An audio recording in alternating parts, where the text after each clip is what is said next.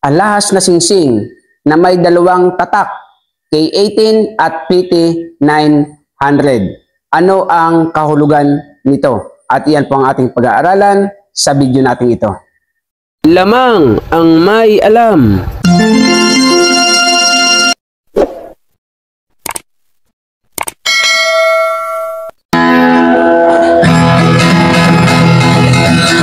Ginto pilak ang ibabaw ko, pagpilatis ng ginto eksperto ko.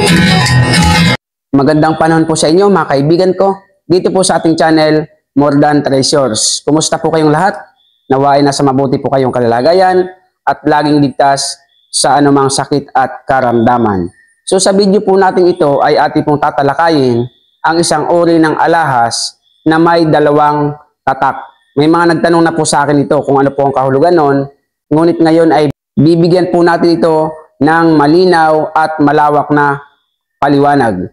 So, dito po ay may example tayo ng isang singsing. Yan po ay may tatak na dalawang klase at ang tatak ay makikita nyo po sa loob. So, ito po ang tatak ng singsing na ito. K18 at saka PT900. Kapag ganyan po ang iyong nahawakan na alahas, like for example, kwintas, singsing, bracelet, anklet, o anumang klase ng alahas. Kapag ganyan po ang tatak dalawa, PT900 at K18, ibig sabihin, automatic, dalawa po kagad ang kulay niyan. Kaya nga po, yung isa, una, K18. Ibig sabihin po ng K18 ay gold. Ano po? Yun namang sa baba, PT900, platinum. So yung K18, nagpapahiwatig na may ginto ang iyong singsing. Kaya po yan ay dalawa ang kulay.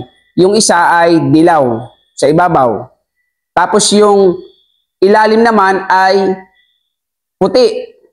Ibig sabihin, PT900 kasi ang kulay po ng platinum ay puti.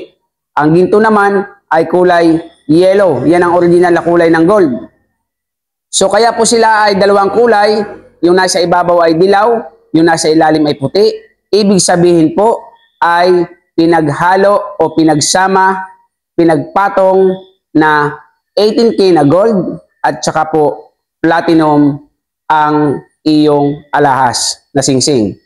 Kung sa mga kwintas naman, kayo maka-encounter ng ganyan ang tatak, dalawa din po ang kulay niyan, 2 colors.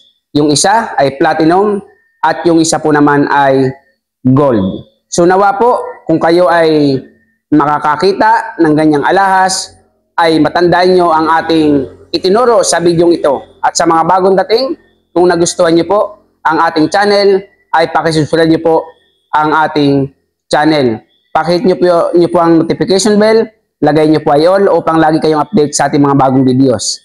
At kung nagustuhan nyo nga, paki-like and share. At kung kayo ay may katanungan, comment po kayo sa ating comment section. Sa mabilis na usapan, meron po tayong FB page More Than Treasures. Sa mga nagtatanong sa akin, ano po, kapag sinagot ko po ang katanungan nyo, kung ano po ang sagot ko, yun na po yun. Hindi yung pag sinabi kong fake mas marunong pa kayo sa atin, dapat huwag na kayo magtanong kung sa tingin ninyo ay mas magaling pa kayo sa akin. Kung ganyan lang din naman po. Kasi, ulitin ko po sa inyo, sa loob po na 16 years kong pamimili ng alahas, gold, silver, platinum, diamond, wala na pong maitatago sa atin dyan. May nagtanong nga po sa akin dyan, sa Facebook ko, sa FB page, nag-send sa akin ng bato. Sabi ko, walang halaga yan, hindi yan diamond. Ang sabi niya, yan daw po ay may halaga kasi ang tumingin na daw niyan ay isang gemologist. So, sa ganyan pong katanungan, hindi ko na po ulit sasagutin yan, sapagkat kung ano po ang aking kasagutan, yun na po ang final. So marami pong salamat. See you on our next video. God bless po. Lamang ang may alam.